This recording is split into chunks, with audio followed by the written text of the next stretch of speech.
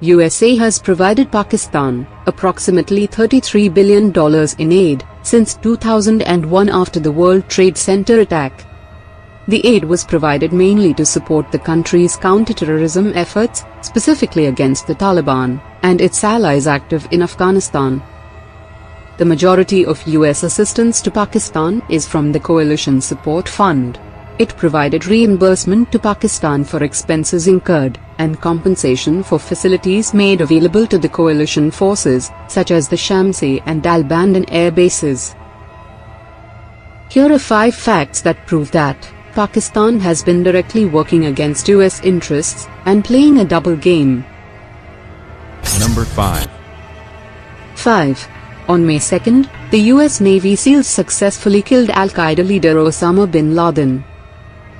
The SEALs flew into Pakistan in helicopters equipped with top-secret stealth technology. One of the advanced choppers was rendered inoperable after it crashed into the wall of the terror chief's compound. The SEALs attempted to destroy the helicopter, but parts of the helicopter, including its tail, remained intact. The Pakistani government allowed Chinese technical team to come in and take photographs of the remains. They were also allowed to touch, inspect and examine components of the super-secret American chopper.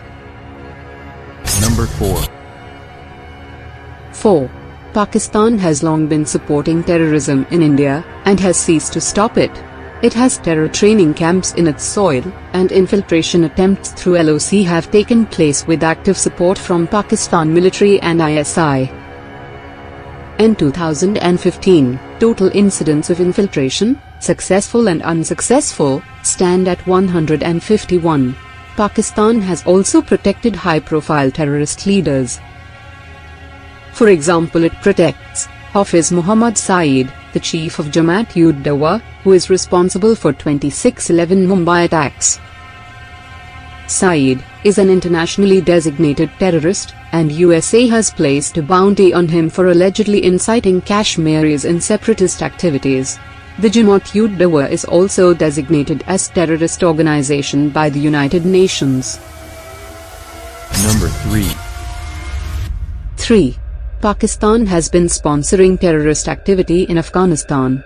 It is maintaining and protecting the Taliban, to use them as a proxy force, to gain control over, and eventually dominate Afghanistan. Pakistan was responsible for the evacuation of about 5,000 Taliban and Al-Qaeda leaders and fighters, who were encircled by NATO forces in the 2001 invasion of Afghanistan. This event, known as the Kunduz airlift, which is also popularly called the airlift of evil, involved several Pakistani Air Force transport planes flying multiple sorties over a number of days.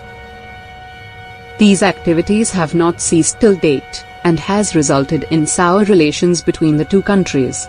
As recent as April 2016, Afghan President Ashraf Ghani said the militant groups are being hosted and aided from the territory of Pakistan. Number 2. 2. Pakistan is continuing to sell nuclear materials to North Korea.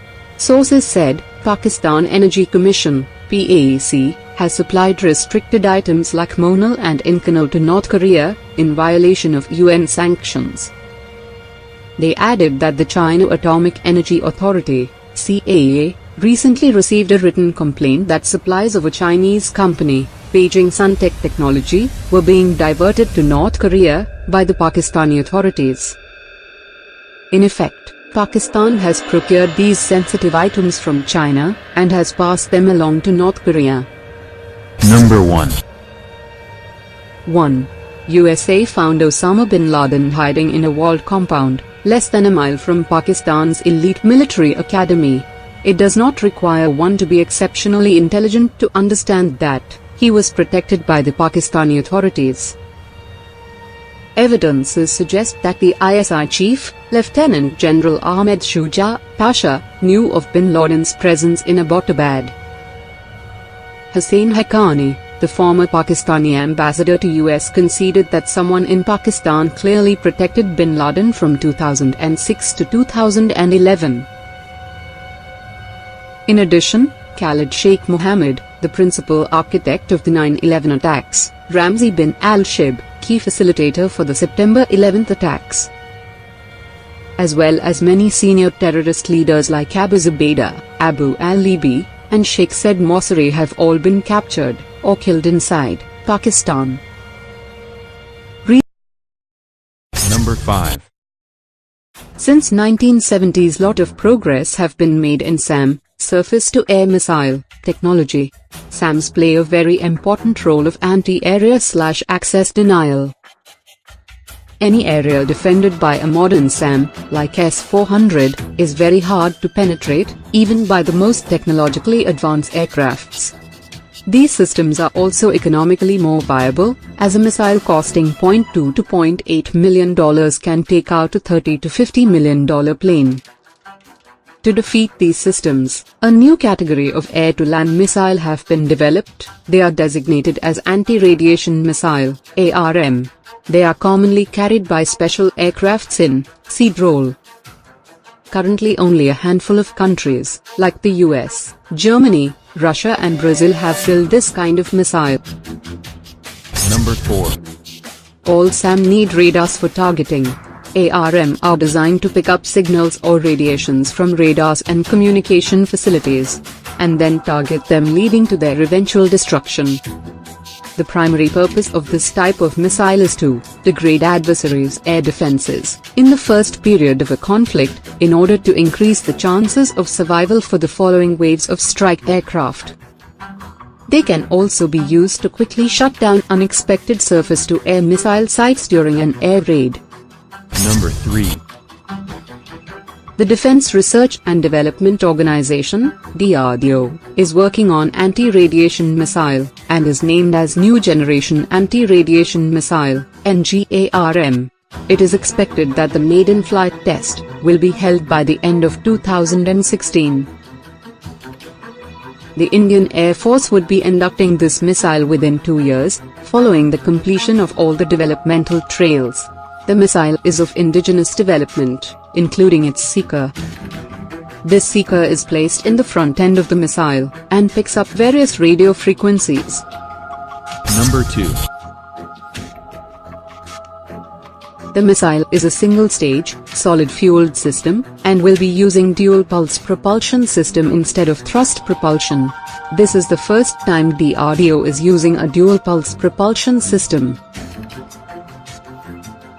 The missile will initially coast by firing the first pulse. The second pulse will be initiated just before interception of the target, that is the terminal phase. The missile has a range of 100 kilometers to 125 kilometers. Number 1. The missile will be mounted on India's frontline air superiority fighter, the Sukhoi Su-30 Mki, and the indigenous multi-role fighter, HAL-LCA.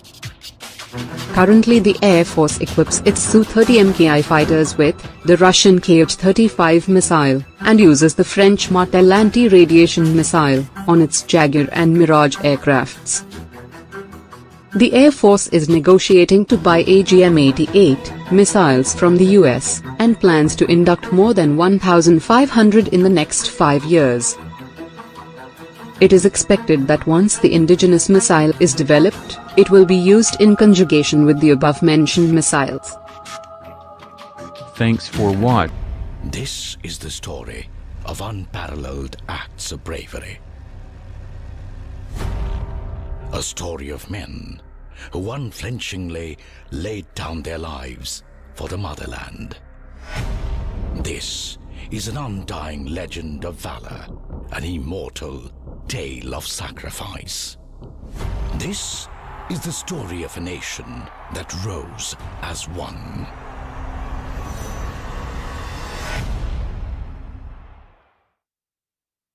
January 1965, the Rana of Kutch. Pakistan stakes claim to 50% of the Rana of Kutch. India retaliates. The two nations lock horns in a series of border skirmishes. Pakistan's belligerence in the Rana of Kutch culminated in the launching of the doomed Operation Gibraltar. August 1965, Kashmir Valley, heavily armed Pakistani intruders were found to have infiltrated deep into the Kashmir Valley. They were engaged in violent skirmishes with Indian security forces. The aim: to create havoc in the state. Pakistan hoped to portray their violent actions as Kashmiris rising against the Indian state.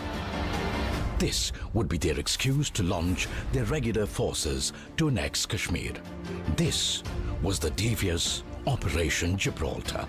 But what made Pakistan believe that a plan that had failed in 1947 would succeed in 1965?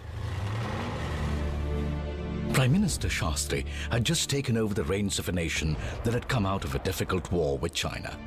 Our armed forces were in the midst of a massive transition, and we faced a crippling food crisis. Pakistan, on the other hand, had received state-of-the-art American weapons and hardware. But Pakistan made a cardinal mistake. They forgot that the real strength of a nation's armed forces lies in its men and not its machines. The Indian soldier has always defended the motherland, even at the cost of his own life, and kept the tricolour flying high. India would not take the neighbour's aggression lying down. Prime Minister Shastri gave the enemy a firm reply. अगर तलवार की नोक पर या atom bomb के डर से कोई हमारे देश को झुकाना चाहे, दबाना चाहे, ये देश हमारा दबने वाला नहीं। तो एक सरकार के नाते हमारा क्या जवाब हो सकता है सिवाय इसके कि हम हथियारों का जवाब हथियारों से दें। Immediately, plans were put in place to destroy the main breeding ground of Operation Gibraltar. This was the Haji Pir Bulge of Pakistan-occupied Kashmir that lay between the Indian towns of Uri and Poonch. 25th of August, Operation Bakshi was launched to capture the vital Haji Pir Pass. The soldiers of one para, led by Major Ranjit Dayal, braved extreme weather and rain, physically climbed the slippery slopes of the treacherous mountain in zero visibility to attack the pass, and triumphantly planted the tricolour atop the Haji Pir. Major Ranjit Dayal was awarded the Mahavir Chakra for his decisive and inspiring leadership despite heavy odds. The capture of the Haji Pir Pass knocked the wind out of Operation Gibraltar, frustrating the enemy's plans. What followed was a full-scale military invasion on India in Akhnur, with the aim of severing Jammu and Kashmir from the rest of India. The two nations were now at war. This short but intense war saw unparalleled bravery and sacrifice by the Indian armed forces, and the iconic battles fought earned their place in Indian history. In response to Pakistan's attack in Jammu, India launched devastating offensives all along the Punjab border, with the aim of reaching Lahore. One of the roads leading to Lahore goes through Barki, a small town that was heavily reinforced with infantry and tanks. The heroic soldiers of Force Sikh, along with the blazing tanks of Central India Horse, led the attack on Barki. Bitter fighting ensued until the Indians emerged victorious with the symbolic hoisting of the Indian flag at Barki police station. Pakistan retaliated by attacking Kaimkaran in Indian Punjab. The valiant soldiers of the Indian Armed Forces gave the invaders a fitting reply in the Battle of Asal-Uttar. The Pakistan Army, with its superior American tanks, was lured by Indian infantry and engineers into a defensive trap. The tanks of 3 cavalry formed a horseshoe, surrounded the enemy, and completely crushed them. From the ashes of the battle emerged a graveyard of 100 enemy tanks. This was one of the greatest defeats suffered by the Pakistan Army in their history. It was in this battle the company quartermaster Abdul Hamid performed the most awe-inspiring act of gallantry, destroying a large number of enemy pattern tanks using only his recoilless gun, which was no match for the tanks. In the highest tradition of the Indian Army, he selflessly made the ultimate sacrifice for the nation. He was awarded the Paramveer Chakra. The enemy would face defeat again, and this time on their own soil. Sialkot, Pakistan, the small town of Philora, witnessed the largest tank battle since World War II. This epic battle took place between moving tanks at a range of only 100 yards. Two of India's oldest regiments, Poona Horse and Hodson's Horse, led India to glory in this battle. Lieutenant Colonel Ardshid Tarapur ably led his regiment, Poona Horse, from the front in this battle, and despite being severely injured, refused to be evacuated. He was awarded the Paramveer Chakra posthumously. Dograi, Pakistan. As the war drew to a close, the battles reached a fervent pitch. In a final thrust towards Lahore, one of the toughest battles was fought in Indian history. The brave soldiers of 3 Jat assaulted the town in the dead of the night. They entered each house, facing heavy fire, and after brutal hand-to-hand fighting over 27 hours, evicted the well-entrenched enemy. This was a hard-fought victory under the inspiring leadership of a stalwart commanding officer, Lieutenant Colonel Desmond Hayde. Mahavir Chakra. He triumphantly led the Jats in a historic victory march through the town.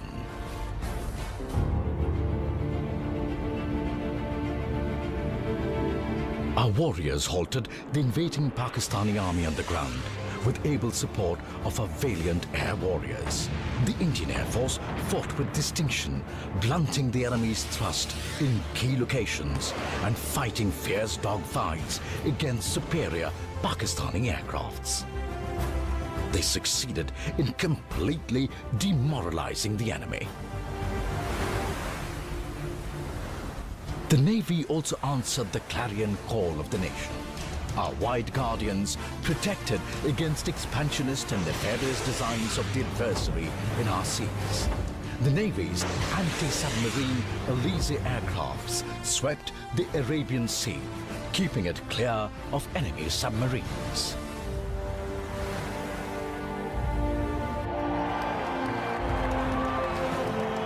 The support and prayers of an entire nation gave strength to the armed forces. With the Nara, Jai Jawan, Jai Kisan, on their lips, civilians from all walks of life helped the armed forces. The nation was filled with the spirit of unity. On the 22nd of September, the UN Security Council passed a resolution and ceasefire came into effect from 12 a.m. on 23rd of September.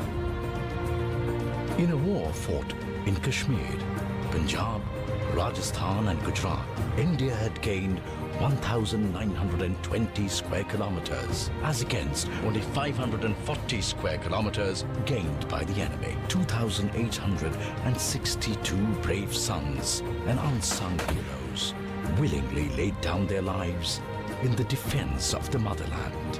211 men were awarded gallantry awards.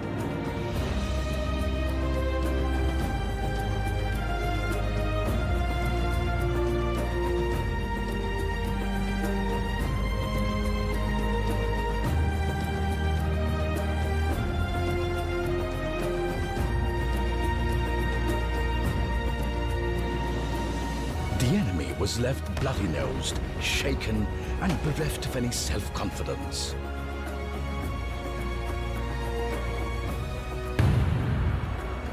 Acts of valor and supreme sacrifice resulted in a renewed patriotic fervor across the country. On this occasion of 50 years of the 1965 war, the time is ripe for Indians from all corners of the nation to rally together and remember those who fought and sacrificed for the unity of the nation. and the idea of India.